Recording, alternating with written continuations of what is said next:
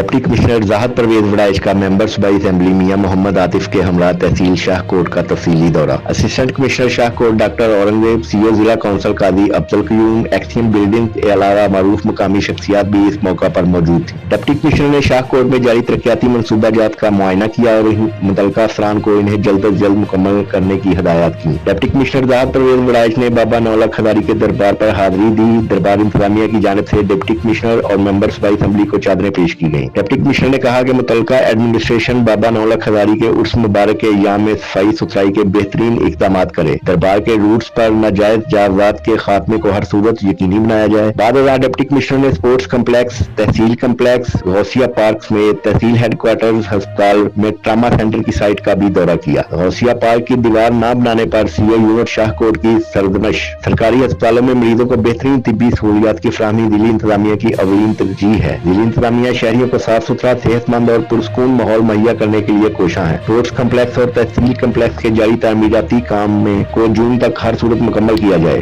Deputy commissioner ने THQ अस्पताल में नई तामीर की जाने वाली सड़क का भी इफ्तिताह किया। शाहकोट में ट्रामा सेंटर की तामीर का आगाज जल्द से जल्द किया जाए। ट्रामा सेंटर वाली जगह पर पुरानी बिल्डिंग को 25 मार्च तक हर सूरत गिराया जाए। शजरकारी के तहत मतलूबा टारगेट को हर सूरत मुकम्मल किया जाए। AC को हिदायत।